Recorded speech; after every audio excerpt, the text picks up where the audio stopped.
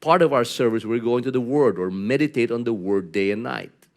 We're told by Scripture that if we do this, we will be prosperous and successful. And we will be like trees planted by streams of water, whose leaves shall not wither, and who will bear fruit in season, and whatever we do will prosper.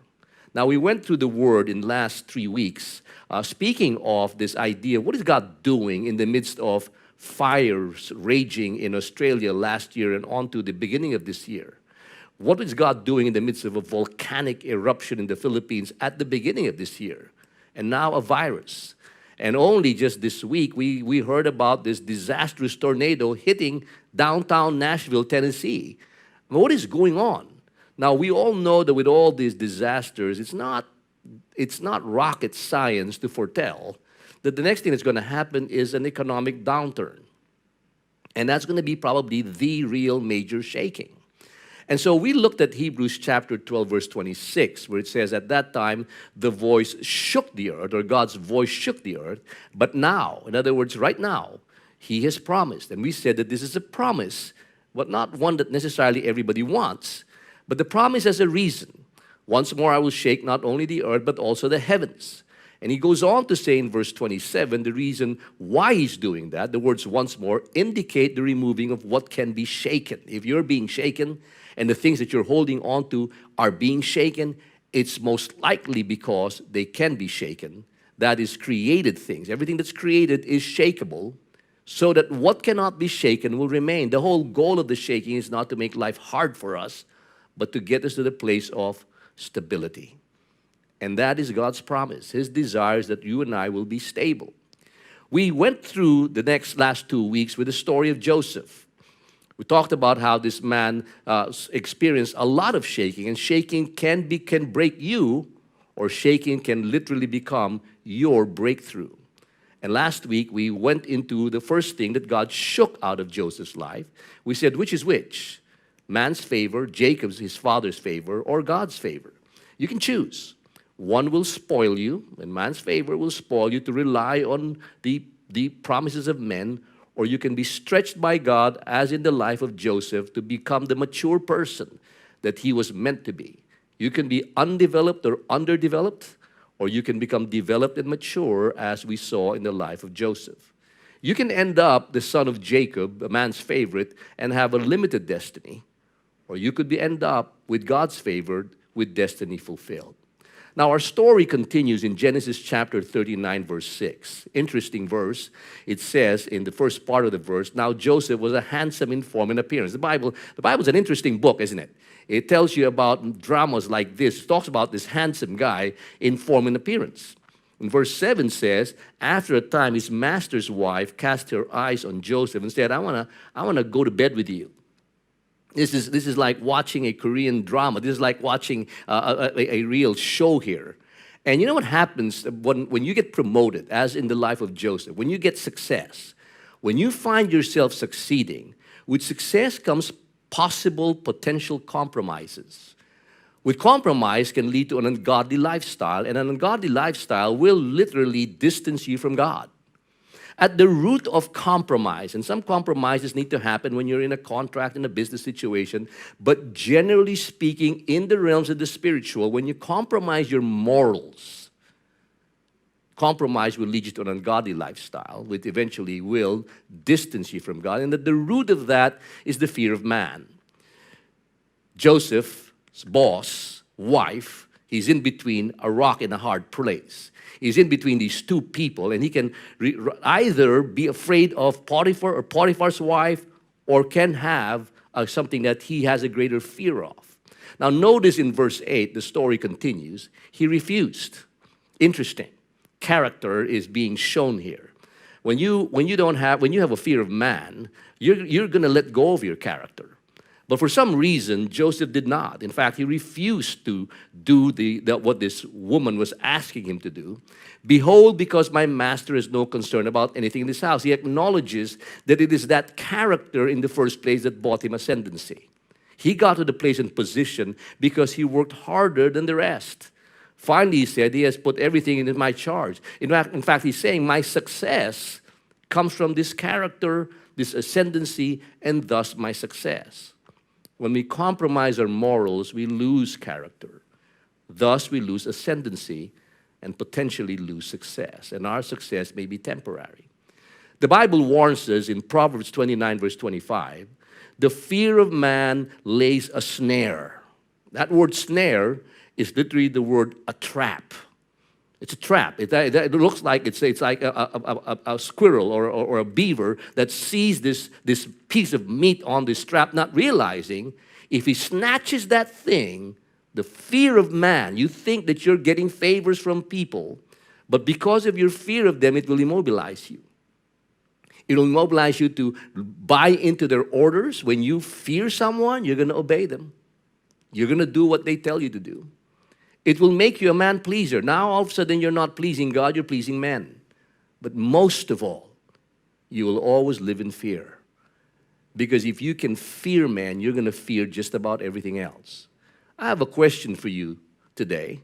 Are there situations you can think of that can immobilize you because of the fear of man?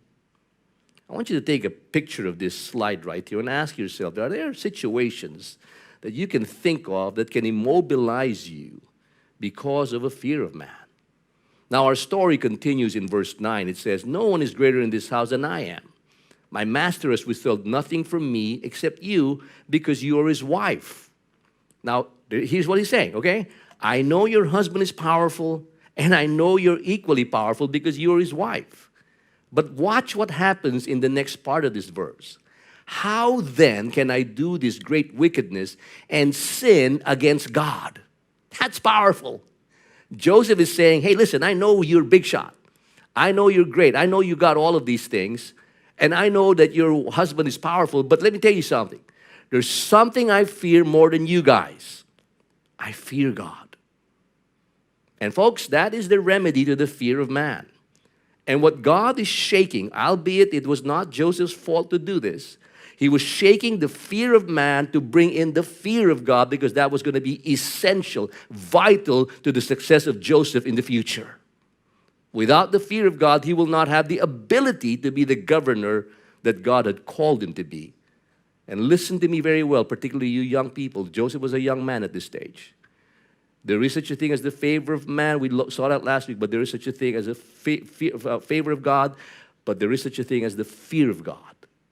Verse 10 says, as she spoke with Joseph day after day. In other words, this woman was relentless. She wanted her bidding. She wanted her to have sex with him. He wouldn't listen to her. Character is the key. And the character comes from the acknowledgement of a greater fear. I'm not afraid of Potiphar. I'm not afraid of Potiphar's wife. I'm afraid of God. The fear of God knows that God sees anything and everything. Listen to me. This is very important right here.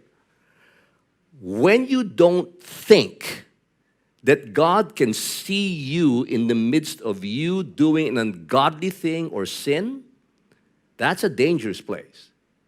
Because when you can believe that God can't see you in a bad place, you won't have the faith to believe that He can see you when you're in trouble. When you finally really need God, you're going to be in trouble. And that's important, that you understand that you cannot. The fear of the Lord knows that you see, that God sees you wherever you are.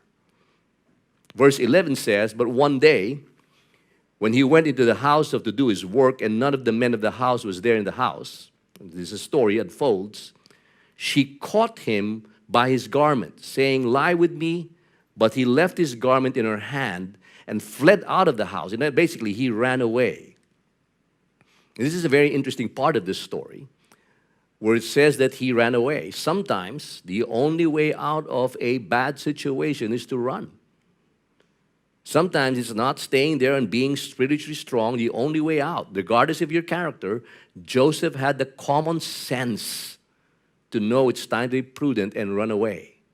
I have a second question for you today. Can you think of instances when your only way out is to run? Even if you could be judged wrongly? You know, he didn't do anything wrong. In fact, if he left, the possibility is everybody's going to judge him wrongly and say, okay, he actually probably is guilty, that's why he left. But can you have enough fear of the Lord that you would be willing to run away and actually be wrongly judged. But because you believe that the only way to do this is to stay away from this potential trouble. That's a question that we need to answer. Genesis chapter 39, verse 16. She laid up his garment by her until his master came home. Basically, that's the ESV's version of she took the garment and laid it beside her, setting up the kill, basically. In verse 17, she told him the same story. She basically told this to the whole household, to all the assistants, conjuring this fake news and saying, the Hebrew servant whom you brought among us came in to laugh at me, came in to me and to laugh at me. But as soon as I lifted my voice and cried, he left his garment beside me and fled out of the house. She was lying through her teeth. As soon as his master heard the words that the wife spoke to him, this is the way your servant treated me, his anger was kindled. And then this is where, folks, listen, this is the shaking here. Imagine being shaken as a slave and brought to a foreign land and not seeing the favor of your father and seeing the favor of God. And now you're at not the pinnacle yet, but a certain level of success. And in the midst of that success, you are now enjoying this time of favor from God. And all of a sudden, you lose that favor by being framed by somebody. Somebody's now framing you. Somebody's now setting you up to take a fall for a lie that somebody else has conjured against you. That is not easy. And that's another shaking. So when you think about the life of Joseph, you find multiple shakings in the man's life. Now, verse 20, his master took him and put him in prison. Now, you know the rest of the story. For those of you who know Joseph's story, this is another setup from God.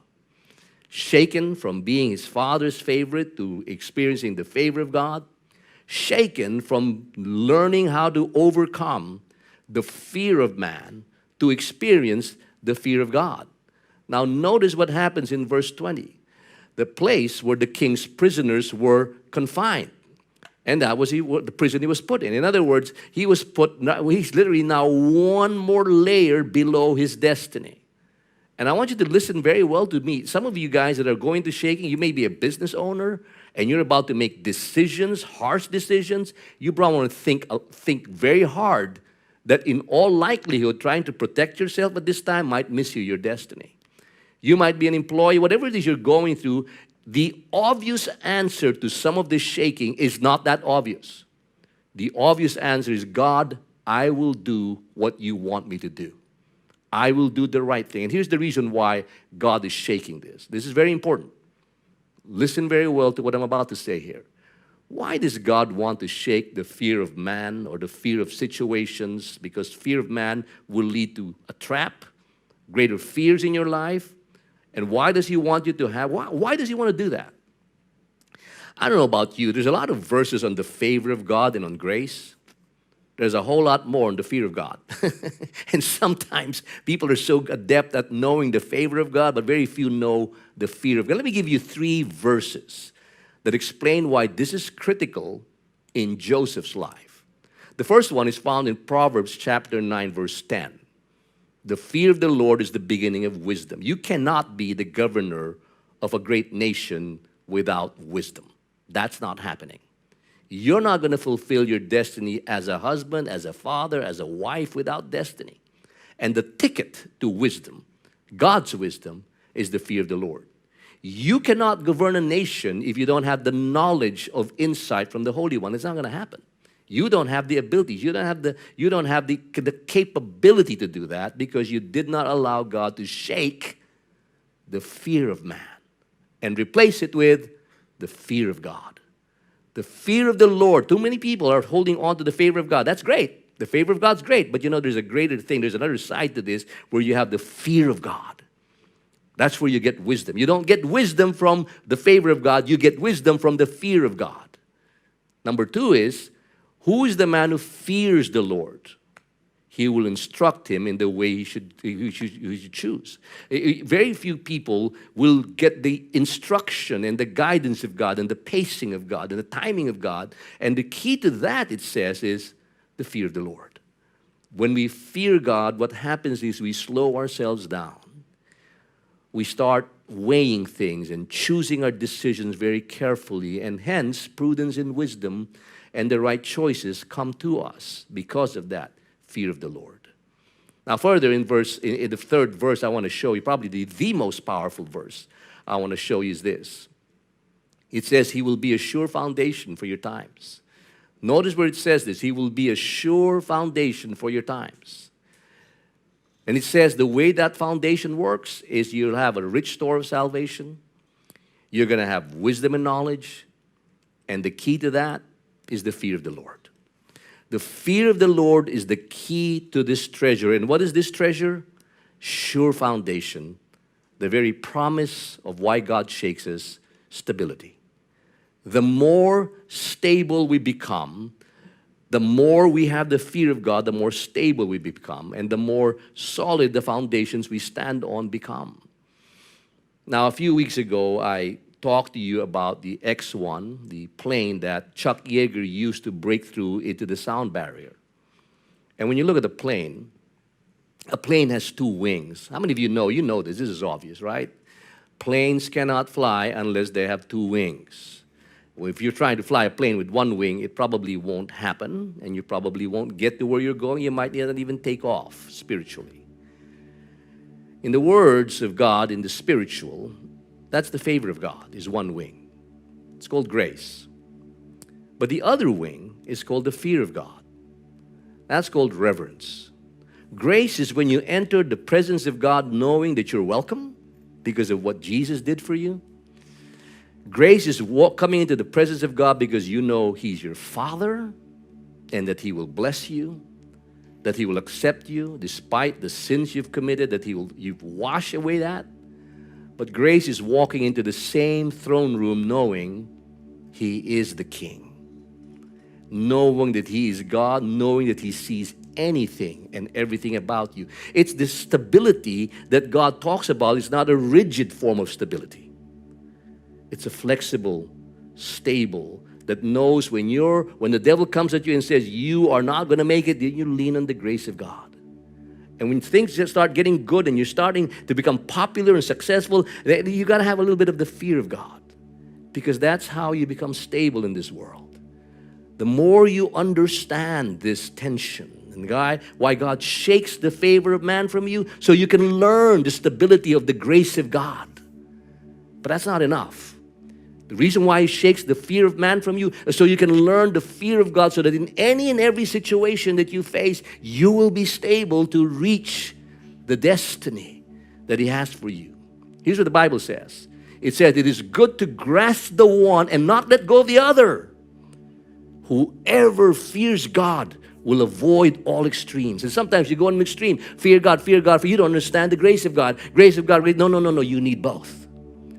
It is good to grasp the one and not let go of the other. Whoever fears God will avoid all extremes. That's wisdom right there. It is good to grasp one and not let go of the other. Now, as I try to land this message, let me ask you one last question. How can you live life in the grace of God while holding on to the fear of God? I want you to think about that for a bit.